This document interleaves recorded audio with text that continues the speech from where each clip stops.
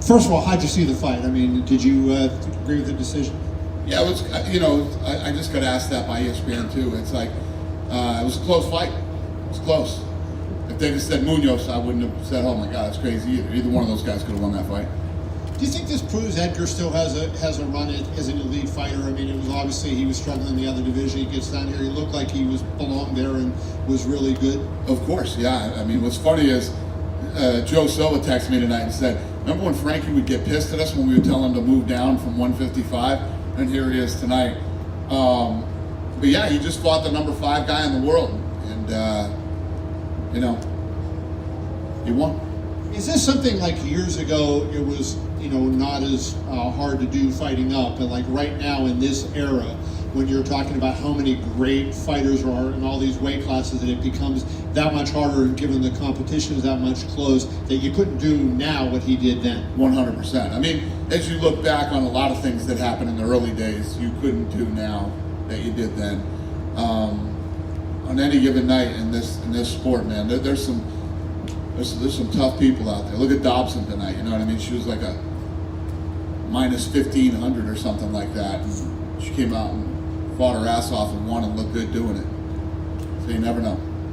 The other thing I wanted to ask, obviously Frankie Edgar has proven his toughness over the years, time and time again. But I mean, he was getting that leg chopped up, and it was almost like he ignored it, even though as much as it was getting beaten up. He ignored it till the 5th.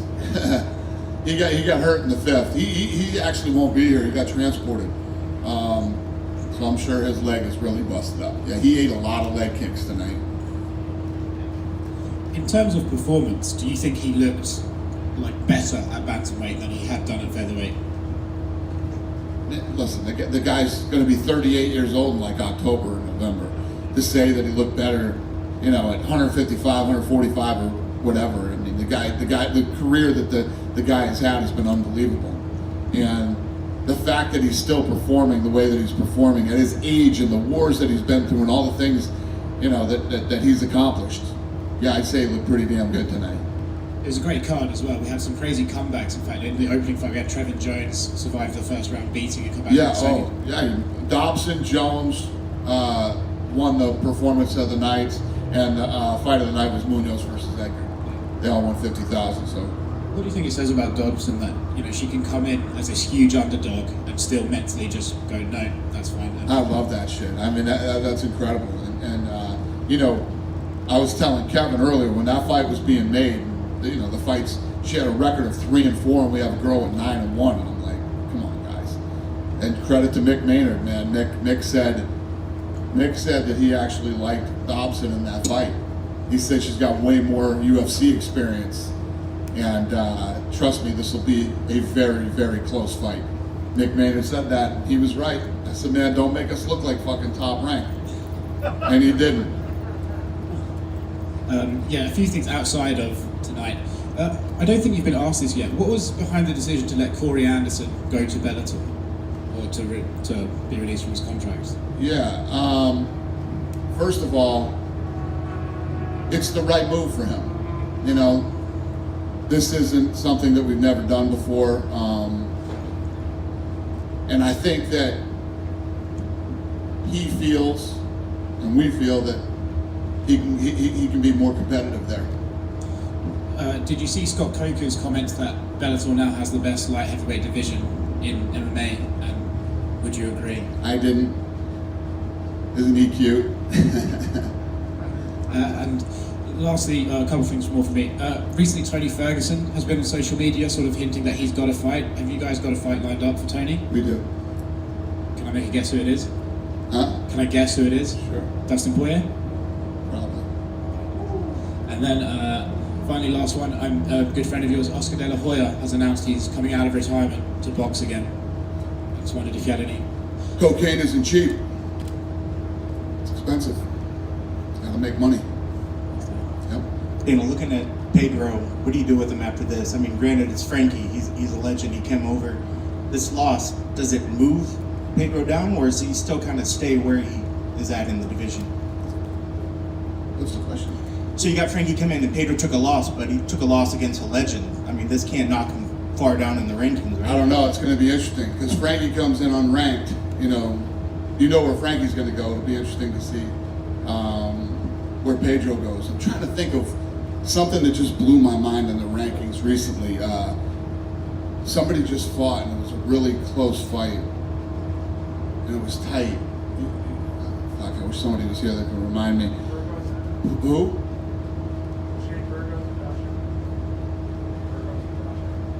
We're talking about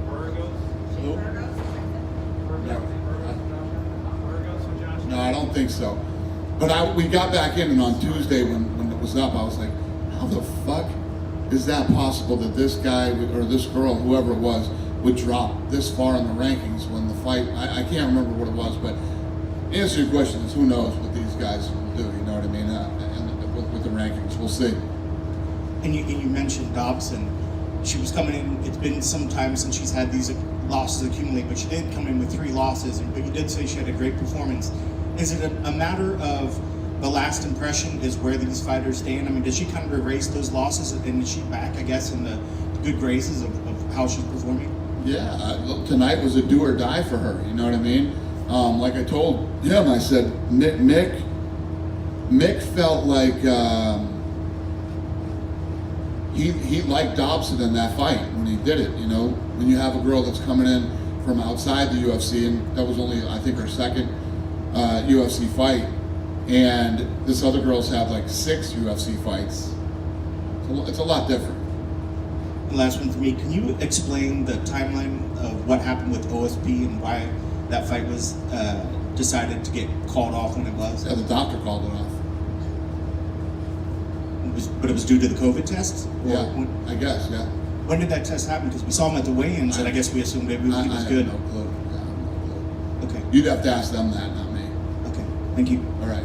Dana, right here, Jim Griesheimer, cage side. See, can you just talk about what's next for Frankie? He said that, you know, Pedro's top 5 and he's looking at a title shot and he's 38. So how soon do you see that possibly happening for him? And that it's a pretty stacked division. Yeah, I don't know. I mean, obviously there's some things that have to play out. There's people ahead of him.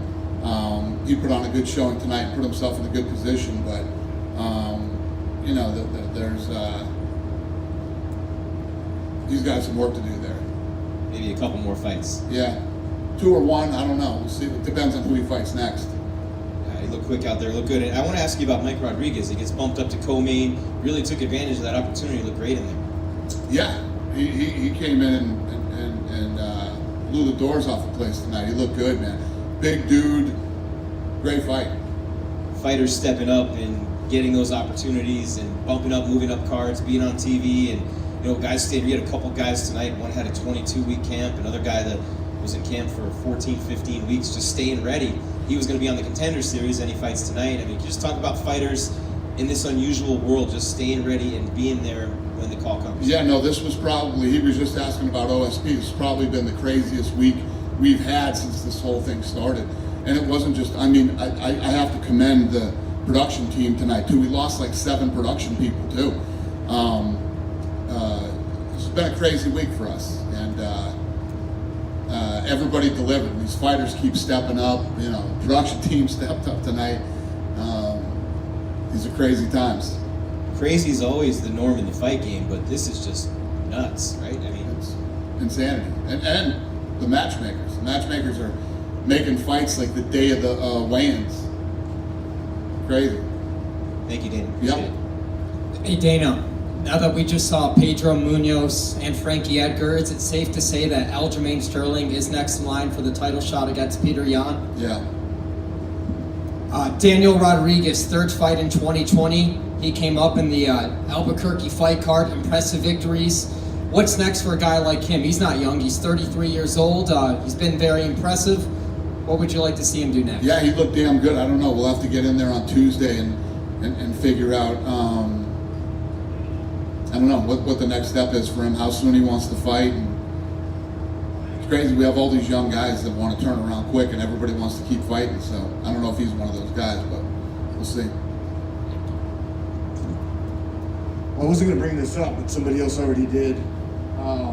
I remember back in the day, you guys used to do cross-promotional stuff. Of course, with Pride, you acquired them and everything like that, right? But I've talked to Scott Coker in the past, and he's really game about doing cross-promotional fights. Would you ever do that with an organization that you guys don't own? With who? with Bellator. With who? Well, we What talked guys? about Bader. Guys, everybody they have in their light heavyweight division, we let go of. He's got the best light heavyweight division. We let those guys all go. It's like the fucking dumbest thing I've ever heard. But I get it. He's got to try to fucking do his thing. You know what I mean? I'm not shitting on him. He's got to try to do his thing. He's got to try to sell fights. And, you know, the way you don't sell fights is like, oh, I got the best light heavyweight division in the world. I mean, everybody that was there was let go from here. It's a pretty silly statement. Well, Juan Archuleta is a pretty good name. What? Juan Archuleta? Huh? He's a pretty good name. There's a lot of them. I can't think of them off the top of my head, but okay, I got your. So what super fight would I make with Bellator? I don't know. I guess none. Now that you give me that answer. So John Jones has been trying to engage you on social media for several weeks. I see you haven't really, taken the bait and beefed with him. He dropped a bombshell on us. Did he do that straight over social media? Did he let you guys know that he was gonna vacate the title? Yeah, we've been talking to him through the whole thing.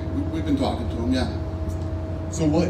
Where do we go with John Jones from here? I mean, it sounds like heavyweight's inevitable at this point. Yeah, when he's ready to fight, he'll let us know. Cool.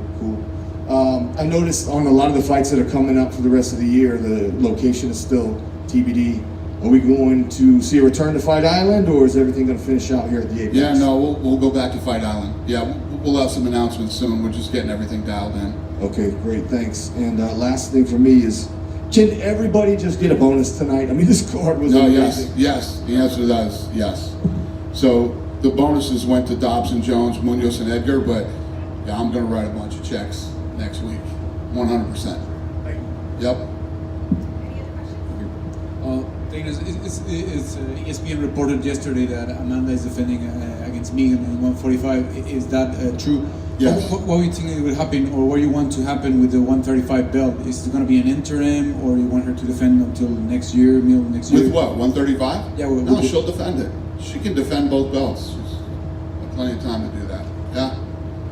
It's going to be about 15, 16 months. Is going to be a chance for an interim belt with No. the girls? No. Dana, just quickly, have you had any conversations with Michael Chandler's people at all? I haven't personally, no. Do you know if anybody here has? I don't. I told you that we're interested in talking to him. He knows that. I don't know what his contract, what the deal is with his contract. So when his contract is up and when everything is legal to talk to him, and I'm sure we'll be talking to him. Dana, you said months ago that you would build the division for Amanda 145. When we are going to be able to see the rankings and more girls fighting 145? When can we see rankings? Yeah, rankings and more girls. Yeah. So we literally talked about that last week in matchmaking meeting, and that's all in the works right now. We're working on that. Mix all over that. Another question. Charles Oliveira, is he going to fight Beneil Dariush? Charles Oliveira, is he going to fight Dario?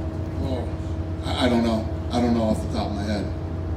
He was complaining that there's no top 5 or top 10 that is going to say yes to fight him. Is it true? Top 10 fighters are avoiding to fight Charles Oliveira? I don't know that either. I don't know that. Last question. So you were talking about that Bellator with him, and what do you think about Patricio Freire? Patricio Pitbull is a Brazilian fighter. He has 2 belts in Bellator. It's a Brazilian, I don't know who it is. Patricio Freire, Patricio Pitbull. Oh, Pipple? Yeah. Yeah. What do you think about him as a fighter? I don't know. I honestly couldn't tell you. I don't know. Yeah. And sorry, I have trouble hearing. And if you're on my left side and you have even the slightest accent, I have trouble hearing. We good? Thank you, guys.